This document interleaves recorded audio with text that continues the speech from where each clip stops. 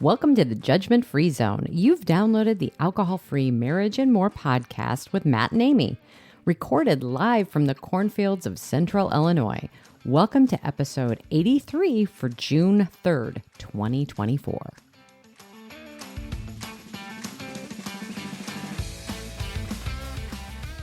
Well, hello there, children. Welcome back to your mostly weekly freak show from the cornfields of Central Illinois, the Alcohol-Free Marriage and More podcast. I am Matt, along with the always lovely and all ready to sing her heart out, Coach Amy. How are you, my love?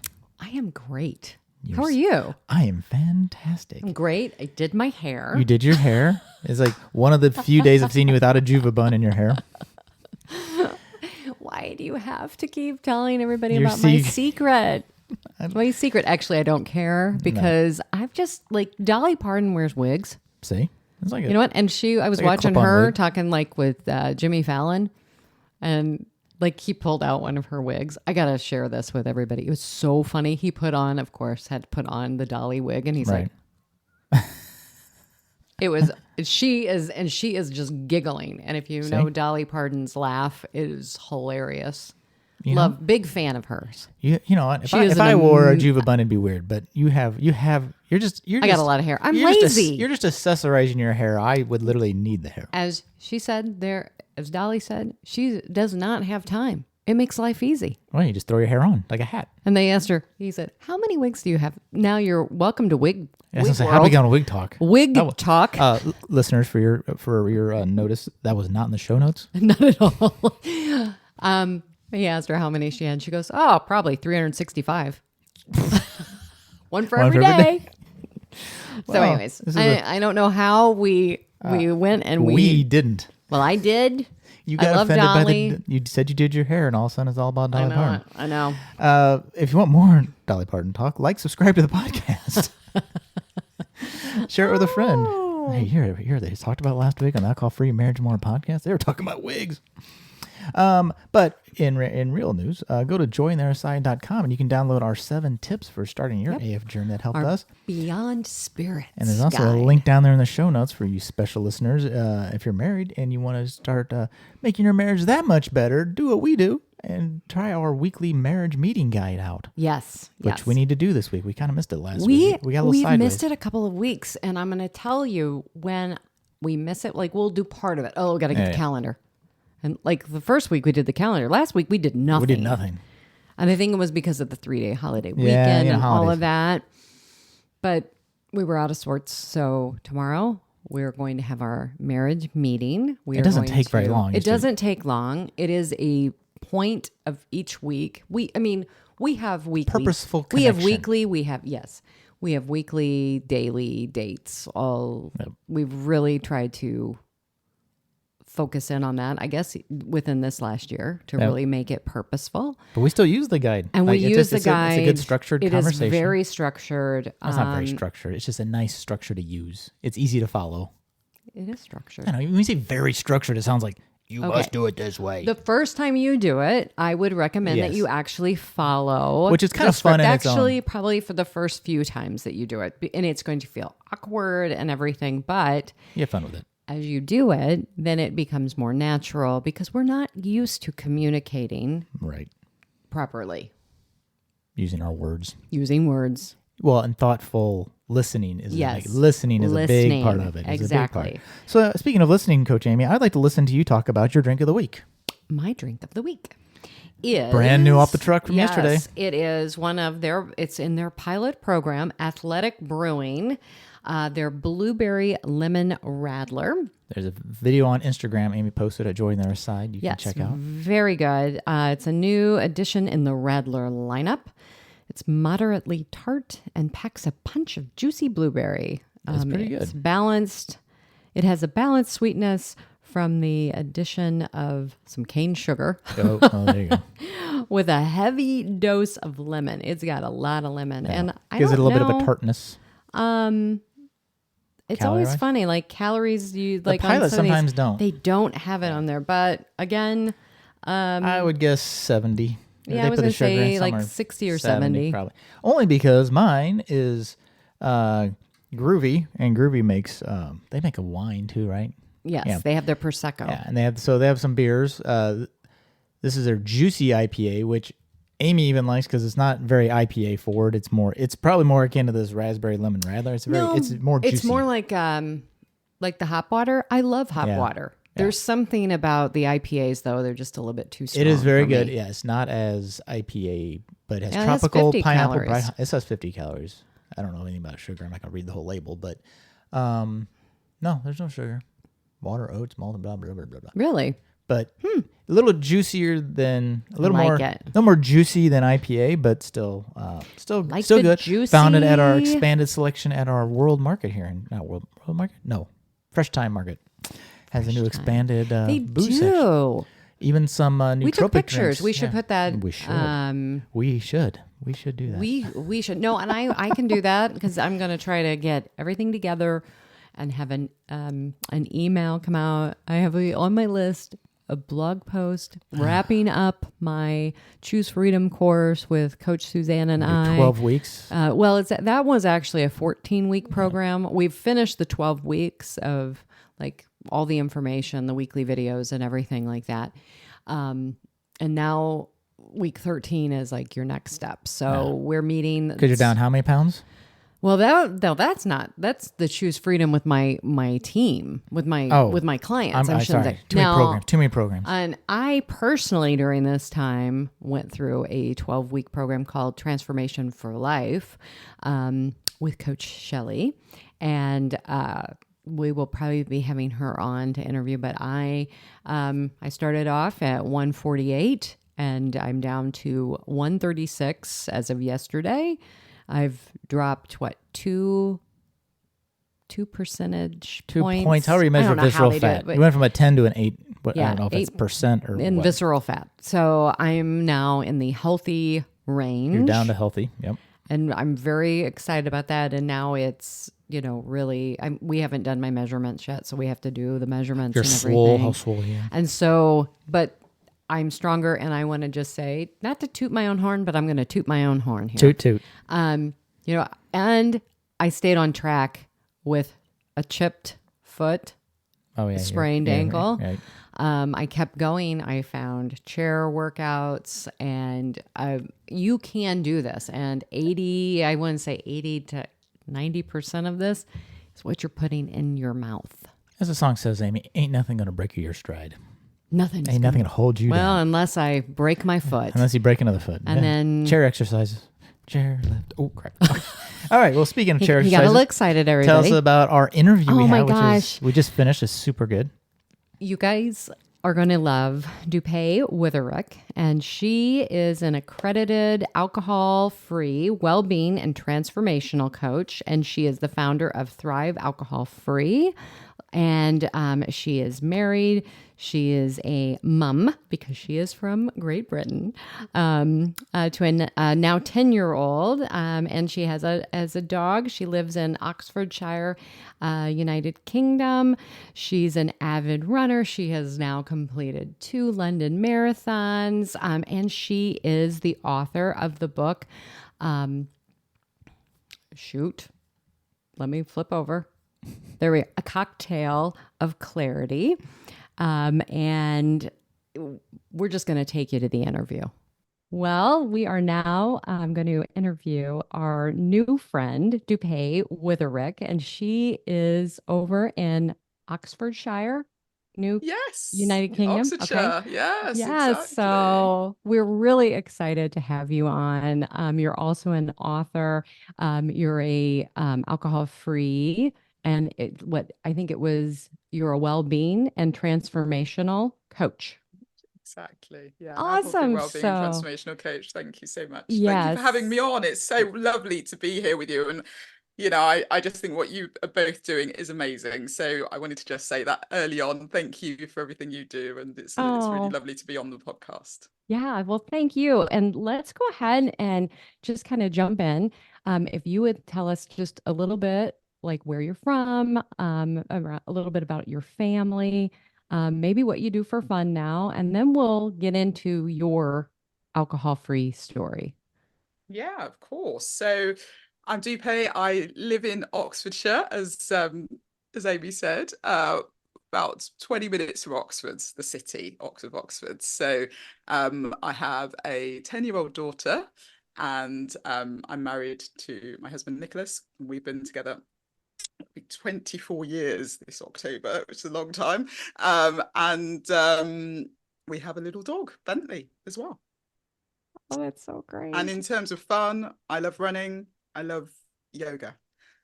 Well, let's get into, your story, and just tell us a little bit about, your, I guess, your journey from alcohol to being alcohol free. Yeah. Well, it's always when you're asked the question, it's always where to start. But let me start Yeah. at the beginning, I suppose. It's a very good place to start. I didn't really. I always say, as a teenager, I wasn't really a drinker. I didn't really drink very much. Some people say they started drinking at 13 or 16 or whatever. I don't really remember that. I probably tried a cider or something when I was about 16 or 17. Didn't really like it, but that's what some people were doing. So I thought I'd try that. So it was only really when I went to university that I was introduced to the whole drinking culture. And I don't know. I think it's similar in the US, but that first week, we call it Freshers Week here in the UK. And that first week is when you've just left home. I went to university a couple of hours away from home. You're meeting new people, you're signing up to new sort of activities and clubs, but everything seems to be around, let's get to know each other over a drink, let's go on these pub crawls. This is what it was, obviously, 20 odd years ago. I know it is changing slightly, but there wasn't really the option. The option was you all go out, have a good time with a few drinks. And that was really the start for me. And then I think throughout university, it was just the norm to work hard and play hard. So you do the lectures and then you'd sort of go out in the evening, and there were certain nights that were the party nights, and you would have the shots and all of that sort of thing. But it was just fun. It was normal. It wasn't anything that I perceived as different or wrong in any way. And interestingly enough, I remember in my first year, I was in a hall of residence. We call them the halls of residence here, which is where you sort of live in your first year before you then go off to houses and things. And there were about 180 of us. And I do remember there were probably two girls that I was conscious of who didn't drink, and they were ostracized. No one really spoke to them. So I think at that point, I had this subconscious thought or thing that stayed with me that if you don't drink, you're boring, no one wants to talk to you, you're no fun. And so it was just, I'm always going to drink because that's what everyone else does, and that's how you fit in, and that's how you sort of get on with the world.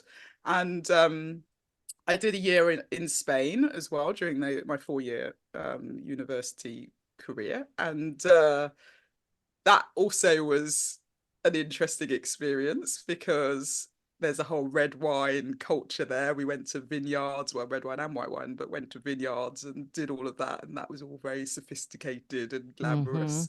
And then you also, at the time, it was the pesetas. So I'm again showing my age. It was before the euro, but you'd get these like big goldfish bowls of gin and tonic. So you'd ask for a gin and tonic, and the culture was they literally just pour the gin, and you're like, you can stop now, and you end up with like that much tonic in like a massive bowl. Again, that was just how they poured their drinks, and they were like the equivalent of 50p. So you were like, it's a bargain, and why not? What's such fun? You don't want to pass up a sale, right? You're losing money on the deal if you don't do that, right? Exactly. So again, I just remember it all being very fun. Then I got a job in the city in a big corporate firm, and it was more or less, it was a graduate scheme. So again, a lot of people my own age, my age, who we all worked hard, and we were doing quite long hours at the time. It was quite intense. I think I was in management consulting for many years, and I think about my career, and there were things that you just wouldn't get away with now, because I'd work on projects and with clients, and I'd travel all over the world. There was one year I did 13 countries in a year, but I'd land somewhere, maybe oh, 6, 7 in the morning, go into the office, and then you'd work till midnight or whatever. And that was the sort of culture. And so then when you actually finished a project or did something, it was a big celebration, and you'd all go out, and it was, and it was just a bit of a party. So drinking was just always in the background. It was just something that I did, client dinners, networking, etc. But probably in my 20s, as I said, it was lots of fun. Didn't really think about it. Mm-hmm. And then unfortunately my brother passed away in my late 20s, and he was my younger brother, so he was 22 at the time. He had an illness which we didn't think was life-threatening, but anyway, it didn't quite work out. And so I think at that point, because I was trying to look after my parents and my other brother, and just be because I'm the eldest, so be the sort of person keeping everything together. I think at that point, I remember my friend, bless her, she came over and stayed with us for a few days. My husband was obviously there as well, but she was like, have a drink, and then I think I started getting to the point where I drink at home. That's probably the point where I really remember starting to drink at home more, because it was just like a numbing thing. I know, when I look back, it was to numb the pain and grief. And so then it just became more of a habit, I think, of drinking at home. But then I got pregnant a few years later, so my early 30s, and you obviously don't drink for 9 months, so it didn't bother me at all. But then, of course, as soon as our daughter arrived, it's like, right, to celebrate, we need a glass of champagne. And that was, you're back on it. And then there is the whole mummy wine culture. And so you're meeting new mums, and it's play dates. And then it's, do you want a tea, a coffee, or a wine? And you inevitably end up with a wine. And it was, so drinking was never really, I would say those 2 points, probably I was drinking a bit more, because I think the first year of being a mum is quite hard, and you're trying to navigate everything, and again you're on your own with a baby. And so when my husband would come home, I'd be like, right, you take it out. I'm gonna have a drink and relax, because again you associate drinking with relaxing and reducing stress and all of that sort of thing. But then it got to my late 30s, and I realized that I wasn't enjoying red wine. I couldn't really drink. Even I tried a glass of heavy red wine, and I could tell it just wasn't settling on me. It wasn't feeling good. But at no point, this was probably a couple of years before I stopped into that 2020. And but no point did I think, oh, well, I'm not going to drink. Couldn't possibly do that. So it was like, well, I'll go on to the lighter red wines. I'll try the Pinot Noirs because they've got less alcohol, and then that didn't work. Well, I'll go on to the white wines. Well, that didn't work. And so it got to the point where I felt like I could drink gin and tonics, and I could drink champagne, which sounds ridiculous, but they were the 2 things that I could have a drink and not feel awful. And so so then in 2020, in March, just before everyone knows the world changed, I actually managed to summit Mount Kilimanjaro. So I climbed a mountain I summited on the 5th of March 2020. And I always say I climbed a mountain, came down, the world changed, because it literally did. So a week later, so I got home, and a week later we were working from home, and then the official lockdown happened, and that was it. And so I had this massive experience and a bit of an epiphany, I think, when I was up on the mountain, that gosh, there's so much more to life. There is so much I could potentially do. I want to help. We did it for charity. So then I was wanting to help more people. I had this whole thing that there was more. But then obviously COVID happened, and we're all in this state of, we don't know what the hell is going on. So that all just went out the window. And again, work, and then teaching, school, because obviously homeschooling, all of that. And the years started going on, and I was beginning to think, actually, I don't know where that more thing just went out the window. Wasn't really thinking about it, but I did notice that it was becoming more of a habit, because there was nothing else to do. Right. You would, and we weren't working from home, we were living at work. So we were, I was very much, that was the cutoff. It was, once I finished at 7:00, 7:30, I needed something to demarcate, to sort of show that it's different. So you'd have a glass of wine, and then everyone, all the mummy WhatsApps and everything were saying, we need a drink. I'm having a drink. And it seemed like they were earlier and earlier for some people. And so it just got to the point where I was like in this vicious circle, and I was thinking this isn't good. But I was also people and purpose lead in my organization for my immediate team. And so I was advocating well-being and people going for walks and looking after themselves and self-care and all of this stuff, but I wasn't doing it myself. And I did sort of get to a point where I thought this isn't sustainable. I'm working from sort of 7 till 7 on Zooms, and then I'm having a glass of wine, and then it just starts again, and it just felt like it wasn't really working. So a challenge came up at church where they said to give something up for 21 days. And so on the 9th of November 2020, I stopped drinking for what I thought was only going to be 21 days, because I thought, well, it just gives me a break. Then it means that it's not going to be such a habit. I can break the habit and I can moderate and just not drink as much, every day or whatever, every other day. I wasn't really drinking that much, to be honest. As I said, I'll come on to that, but my husband was like, you didn't really drink very much. By that point, I'm sure I had my days. I definitely had my days in my 20s where I had my big nights out and everything else, but I probably wasn't. It was more of just a habit of have a drink, and that was it. And so I did what I thought was going to be 21 days. And in that 21 days, a few things happened which made me really think something is telling me, and I believe it was, Holy Spirit, God, whatever you want to call it. But for me, it was the Holy Spirit telling me that you need to let this go, because there's more. There's better. There's something else. I didn't know what it was. I didn't know what it was going to be. And so anyway, a few things happened along the way in those 21 days that made me think, well, I'll just keep going for a little bit longer. And so it's now 3.5 years. That's over 3.5 years. So awesome. I love it. What gin and tonics in the UK? That's where I picked up. I went to London when I was in college, and that's where I picked up my gin and tonic habit too. So yeah, I don't know. I never had in a fishbowl, but yeah. And so you just kept going. And I love how you brought in, like, it was the Holy Spirit for you. I mean, I had that going into the pandemic.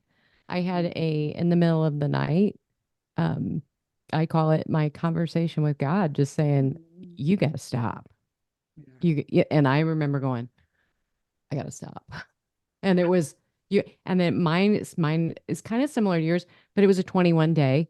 And I was just like, 21 days, everything will be back to normal. I will be able to drink normally again, like like breaking the habit. So I think there's some of us who get that, and then it's just like, wow, this is just getting better. And it just, for me, I mean, and I know just by following you, it just keeps getting better. Your life is opening up, and you're like, oh, wow. So I would love to talk about that happened in November of 2020. So let's move forward. I mean, you've written a book. You went through coaches training. There's a lot of big things that happened for you in these past, 3.5 years? Yeah, it's unbelievable, because if you'd asked me even 4 years ago, will I be not drinking? Will I have written a book? Will I be a coach? Would I be a podcast host? Would I have run 2 marathons? I mean, you couldn't write it. It was not the thing. I mean, obviously I climbed Kilimanjaro, so that was, maybe I could have done, but not in such a short space of time. And it does feel like time's collapsed, and it's given me, I think one of the key things for me is you realize how much time and space and mental capacity alcohol is taking without you even being aware of it, really. And it's only when you stop that you actually see that you've just been wasting time. My evening would consist of, okay, I've had a long day, I need to unwind, let's sit in front of the telly, let's watch something and have a glass of wine. And then my weekends would be, who are we meeting up with? Which friends are we going round to their house? Are they coming to us for lunch or for dinner or whatever? And then again, it was just around, if we went out, if we went to the theatre, if we went anywhere, for dinners, date nights, we always had, it sort of revolved around drinking, and that's what you would be excited about, maybe. And what I think I've realised is how much it takes away, regardless of how much you're drinking, and how much it impacts people, no matter how much you drink. And so I'm really keen to get the message out that you don't have to be drinking huge amounts to see, even things like sleep. Your sleep improves so much. And you can only be drinking a glass of wine every other day, but your REM deep sleep, you just don't get it. And that's what then means you're constantly feeling lethargic. I love to say that, before, you don't realize you're sort of walking around in a bit of a grey, a bit of a myrrh, because although I talked about numbing emotions, and I know we always talk about numbing negative emotions, but what we don't realize, we're also numbing those positive emotions. So we're not really seeing life in its full technicolor glory. And even everyday things, for me, I notice so much more now. I love just looking at leaves and trees and flowers and just walking through nature and noticing. There were some rabbits the other day that I saw that there we were somewhere and there was a beautiful deer that just showed up, and I wonder if I'd really stopped to notice things. And so even those little things, I just think you have a superpower when you stop drinking. It makes you brave, and you do just have this zest for life. And so, as you said, I've done a lot of things since then, but it's because you don't want to waste time. You want to do things and you want to make a difference. And so I stopped drinking and discovered a podcast, discovered the Alcohol Free Life podcast, Jane Lee Brace's podcast. I discovered an alcohol-free fizz, which was the equivalent of my sort of champagne, and I loved that. And then I also discovered, this was all in the sort of 3 weeks, I think I also discovered just community and hearing stories about people who had stopped, who were 3 months ahead of me, 6 months ahead of me, a year ahead of me. And they were all talking about this pink cloud, and they were talking about this amazing feeling and all the things they'd done, and that they were cold water swimming. And I was like, what the hell? What are you talking about? This is not, this is not normal. You are saying to me that actually by not drinking, you actually have a life. That can't be right, I was the first person to be, I would always call people up on it if they said they weren't drinking to me in a pub or whatever. I'd be like, well, why not?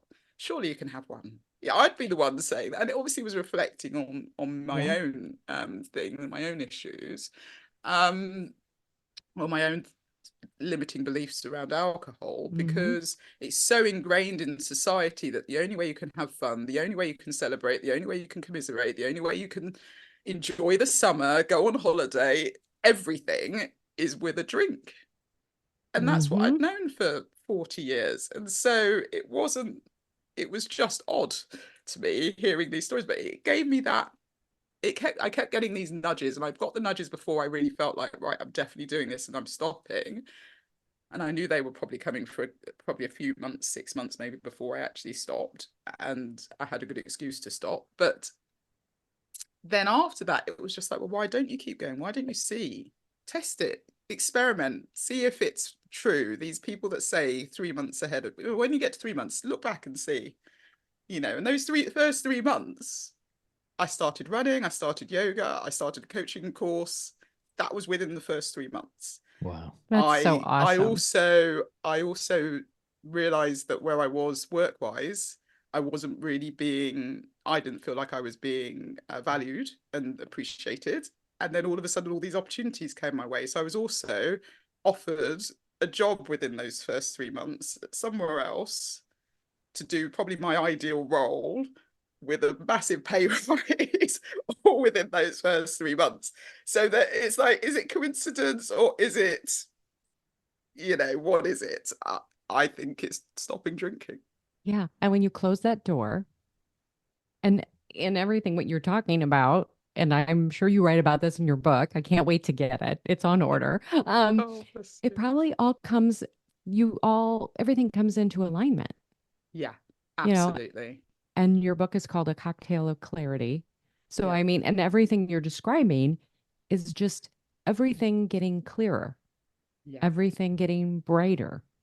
I mean, I can see it on your face when you just light up when you're Oh, talking about this because you bless do you. when you let go of alcohol, that's Yes. something that you didn't realize had more of a pull on our Mm, lives. I mm, mean, my story is different. I mean, I was suffering from anxiety from my drinking, but mm. but still when you get rid of it, you're just like all of a sudden you're walking around like you're talking about bunnies. We got bunnies in our backyard. We're like, Yeah. "Oh, look at this." And I sometimes I'm like, "How old am I? Am I 5?" Because I've seen bunnies Your entire life. all my life. Yeah. But Yeah.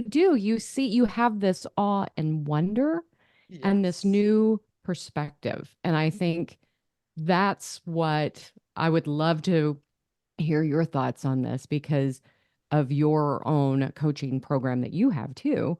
Yeah. And you have, it's, I think, a 3-step Yeah. process to take people through. Could you take us through that?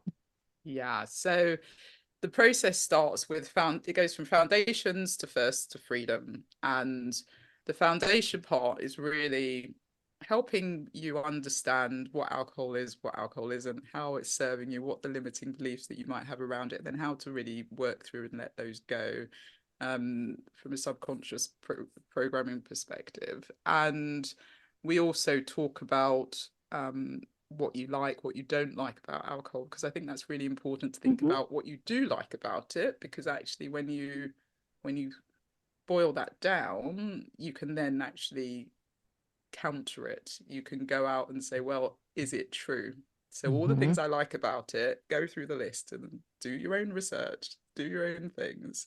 I obviously share a lot of information on my courses, but Mm-hmm. people can then go out and validate that. They don't have to believe me. They can actually Mm-hmm. validate it and see that the things that we think alcohol does for us it doesn't at all.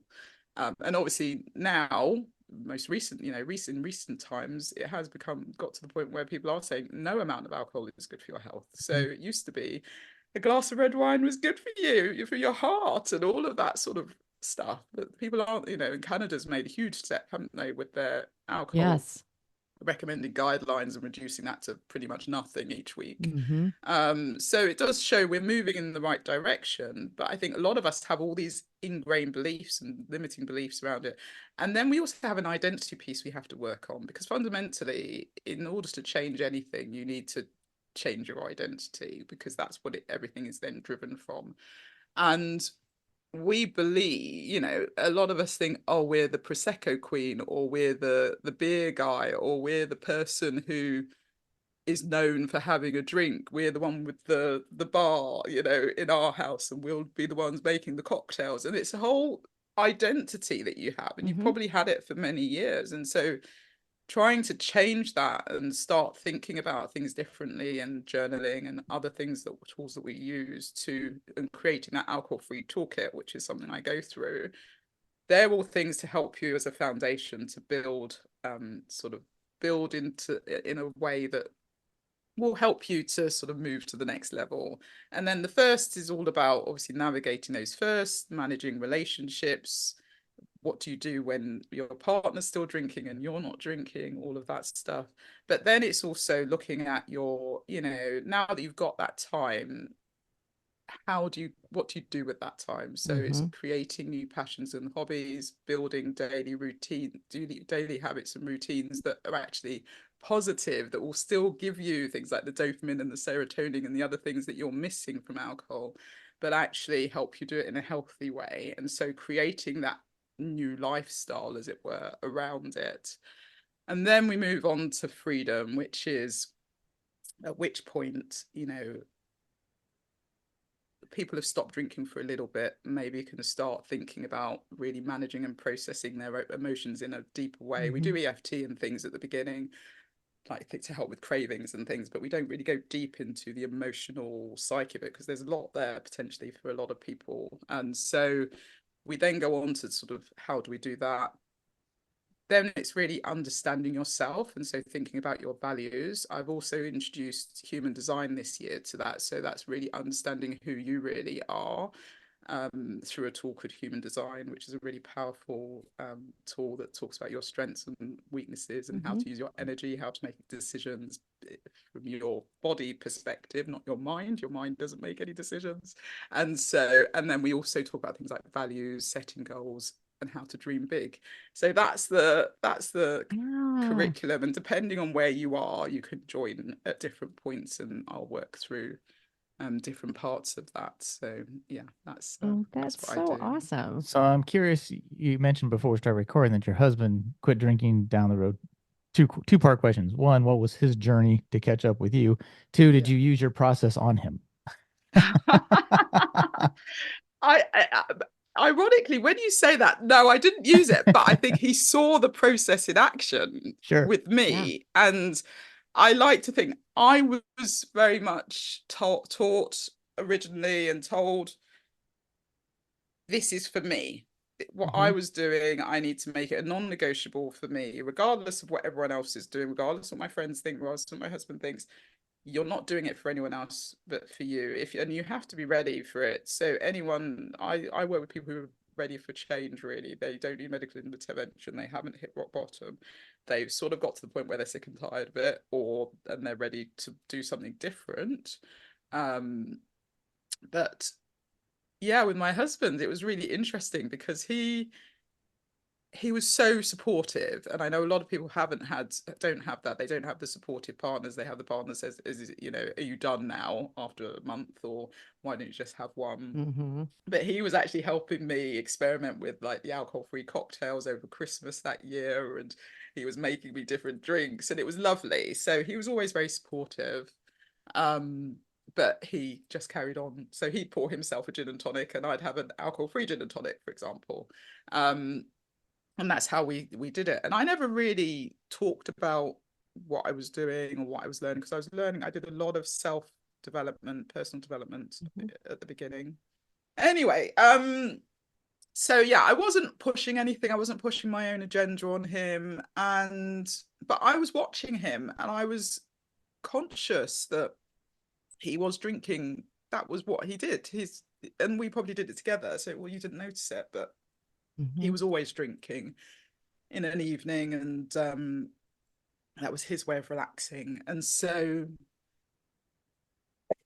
excuse me. So I just ended up taking myself off and doing courses and just enjoying it, and using my community to inspire me and to sort of keep me going and not worry about what he was doing. And then, as I went along, I probably started changing without realizing I was changing for the better. I was definitely a lot more patient, a lot more.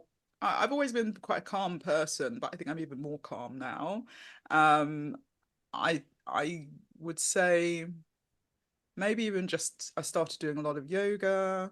I only started running, I think it was like the February or March 2021. And then I had done a couple of 10Ks that year. I did my first half marathon in the following April, did my second one in the October, and then ran the London Marathon in April 23. I was doing a number of courses. As I said, I did my coaching qualification, my transformational coaching qualification, and that took me to sort of August of 20. I started that in January, took me to sort of August of 2020. And then I went on to do the sober coaching qualification the following April. But I was also doing courses on brain, courses on sleep, various courses across the board on the subconscious, all of that along the way, because I was interested in just developing and growing. I even did a speed reading course, and then I ended up reading so many books in a year. I probably read more books in that 1 year than I did in 10. So it was yeah, it was just incredible. And I just found, and it's what I say to all my clients and to people who might be listening, someone who might be listening, you decide to do it and make it non-negotiable. And then anything else, anyone around you will probably be inspired without you having to say anything, do anything. They'll see the journey that you go on and they'll see the changes, and then they'll probably think, I want a bit of that. And I think Yeah. my husband got a bit tired of being sick and tired as well, because he always says I didn't drink very much, but I thought he drank quite a bit. So, you know, I was never convinced he was ever going to stop because that was his thing. So when he then announced to me, probably about a week or two after I celebrated 2 years alcohol free, that he was stopping, I was like, yeah, whatever. And he did. He did. He did. And that was it. So yeah, it's been amazing. I love that. And I, you know, so I think, as a, you know, my Thrive AF method, which is obviously split into the three, but the Thrive AF stands for some for the different areas as well, which all fit into those buckets, is what I work through, and now I help people with as well. So he would have seen me do that without knowing it was that. So yeah. Have you seen similar changes in him now that he's quit? Like, has he started doing different and more things, and has that changed your relationship together? Yeah, so he's a leadership coach. He was doing a bit of coaching before he stopped drinking, but now he's really sort of in there doing that. He is swimming, which he wasn't doing. He just seems more present, more content. I think it's a contentment maybe that we all feel, isn't it? It's that less less striving than, and less surviving and striving, and more thriving. So it just feels, it feels a lot calmer. I think our home is quite calm, and it's, you know, we just end up in arguments for no reason. You know, when you're drinking, you just sort of, I think back to some of the arguments we would have, and I'd be like, it's so ridiculous, but it was obviously because we both had a couple of drinks, and we were both like, and then you remember petty things, don't you? And then they become big things, and yeah, I just think it's a lot. Yeah, it's just fun. Yeah, I love it. That is so great. I mean, we do have another similar, because Matt followed me 9 months later. And just said, well, let me try. I'm just going to try it. I think you were more of a, we'll see what this I'll is do 30 like. days and same We'll thing, see. I go back.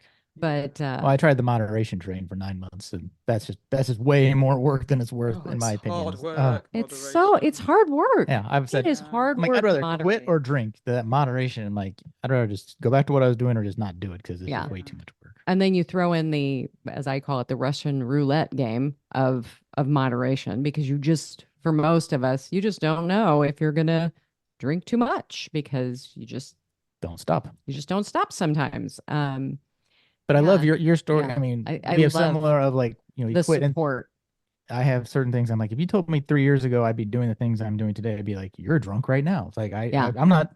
I'm like, no, I'm going to the gym and I'm not doing this, that, and that. I'm like, no, because I don't have the time, because I'm too busy sitting around doing nothing, drinking. You know. Then we just finished up and became marriage coaches, couples coaches, to take people through. So, you know, that's something that you know, when you talk about things, just like you said, if you had told me, like, like you saying 4 years ago, you know, 5 years ago, that this was going to be my life and we were going to be podcasting and taking coaches courses and all of these different things and helping other people. I don't know. There's that desire that you had in you. Yeah. And then when you let go of the alcohol, that desire was able to, you could just fuel it. Yeah. And it's just so amazing. And you mentioned also, you know, like when we're numbing, just to, you know, relax, whatever, all the other things we're numbing. We are numbing all of the greatness and the potential that we can strive for. And when you quit drinking, you start, just like you did, you start looking, you want to fill the time, right? I have more free time. But even in general day to day, like each activity doesn't need the associated alcohol with it. Like, oh, I'll go do that. You don't think, oh, and does it have alcohol, right? And so Exactly. your Yeah. world of possibilities is wide open because if it does or doesn't, you don't care. Yeah. Like, I'm just going to go do this thing. Yeah. Yeah. And Yeah. I love that. There's something also about like your calmness too. I think that is something that your clients must just love, because Mm. my experience with working with a lot of clients is they come in and they are so revved up. Yeah. Yeah. They're revved up. And Yeah. I part of my coaching was going through positive intelligence. And so we do a Mm. whole getting yourself in touch with your senses before we even start, Yeah. and to be able to calm you down Yeah. is it's just you have to do it, and we don't know how to do that as human beings, Mm. at least You're in right. our Western civilization. Right. We're just Mm. not. I think it's so. I mean, I want to talk more, but my husband's like already like circling, going, "We've been on here." We have hard time limits, Amy. Yes. I have a two-part. Yeah. I always get the last question, but for you, I have a two-part because you're over in the UK. Yeah. The first part is, do you think the UK is further advanced in the AF space as far as like availability of beverages, say than the Mm. United States? Because I see a lot of the drinks I see are eventually maybe make it here, but they all seem to start over there. Like Tanqueray Gin Mm. was available in the UK, and finally, I think you have to get it from Canada, then get it here. Like it makes it Mm. here eventually. Do you think you Mm. guys are ahead of the States in that manner? So it's interesting. I mean, the world of alcohol-free drinks has changed so much, even in the past 3.5 years. And Mm-hmm. I was lucky enough to be a judge on the World Alcohol-Free Awards, which is Oh the wow, only global alcohol-free drinks competition. That's so And cool. I did that so we did all our tasting and everything in March, and then the results came out, I think, in early May. And I was at the London Wine Fair last week as the judge on there. There was one of the judges on the stand, which was fascinating because lots of people, the London Wine Fair is obviously mainly alcohol, but there was a strip of us of stands that were all alcohol free. And there were so many people that came over and that I was talking to were curious, but we had all the gold medal winners and trophy winners on the stand, and there must have been 50, 60 drinks. But interestingly enough, they're not really made in the UK, but a lot of them are made in Europe. Some of them are made in the UK, but this was global. The drinks came from 21 different countries, and I tasted about 50 something when I was doing the tasting as a judge. So I think we probably seem to get a lot of the drinks. I don't know if it's because we're closer to Europe or a Mm-hmm. lot of UK founders. There are quite a few UK founders of the alcohol-free drinks, but they don't necessarily produce it. They use other producers right. in other countries to actually do the producing of the wine. I think we've certainly had some key people like Andy Ramage and Laura Willoughby Mm-hmm. and people who have been in this space for a while, who've been talking about this for a while. And I know Laura's done a lot of work with Club Soda, trying to get more and more drinks available and work that through. I would say the US seems to have more drinks spurts coming up though, and a lot in the that are adding things like CBD and hemp and other things to them, and they're being created in the States. And so Mm. then I haven't been able to try those ones. So again, I think Okay. it's a bit of a mix. And then Australia seems to have a big range as well with Lyres and Mm-hmm. starting there and other things. So there's definitely more choice, I think, globally. We might have slightly more than you, but Mm-hmm. I wouldn't say you're way far ahead, far behind. But it probably does depend on the state, I've heard as well, because some states seem to be a bit further ahead when it comes to alcohol free versus Yep. options versus others, just because you've got so Mm-hmm. many Yep. breweries and other things in some of the states that it doesn't feel like they're then getting many options. Right. Mm-hmm. So Yeah. the follow on then is, um, what's your favorite go-to NA drink now? And have you tried NA Tanqueray? I have Tanqueray Zero. When that came out, I'd actually discovered, because that came out, I think, in the UK, probably January 22, something like that. But before that, I was drinking something called New London Light, which I discovered really early on, within sort of 30 days, because I found my favorite drink is Naughty, which is the alcohol-free fizz. So then I thought, I was just blown away because, one, it was in my cupboard. That's another story. But I found it. I'd heard about it. I was reading about this alcohol-free drink. Wine connoisseur, global journalist was raving about it, saying this is the best alcohol-free fizz. And then I remembered I had it in my cupboard because someone had given it to me that summer. And I had said, when they gave it to me, I was like, "What? Why are you giving me this?" Especially as he then proceeded to drink our wine.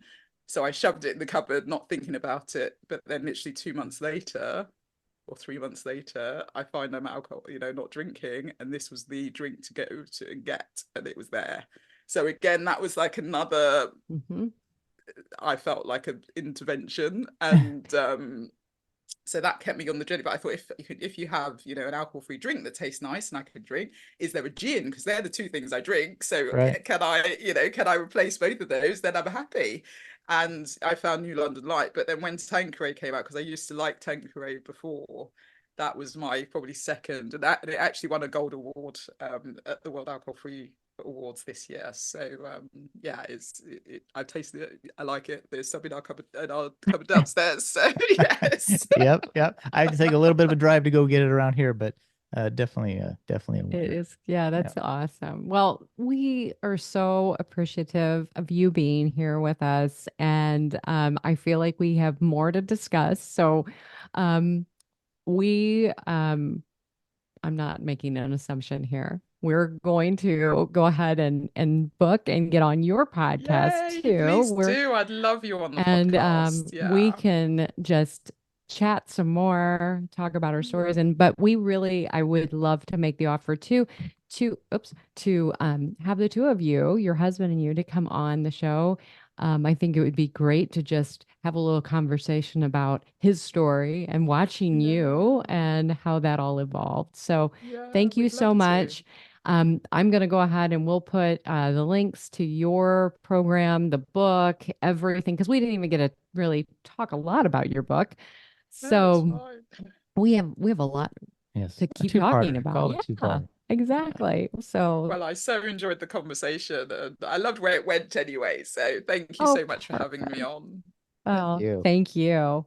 Well, thank you, Dupe, for being an alcohol-free Marriage More podcast. I could have talked to her another 45 minutes. Yeah. And I want to put out their accent warning, and but it's so calm. She just has a calm demeanor, and And when she said that she actually got calmer, I'm like, oh, I just want to hang out with her. Yeah, I know. It's told you, our anniversary trip. Peaceful. She is an amazing person. I can't wait to be on her podcast. I kind of want to climb Mount Kilimanjaro now. Oh my gosh. I mean, and that was before. Yeah, right?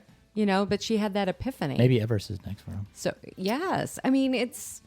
And check out her book. Don't forget to check out her book, too. Check out her book. But I'm also going to just say, I feel so blessed to be doing a podcast because we get to meet some cool people. Some really cool people. Literally all over the world. All over the world. All over.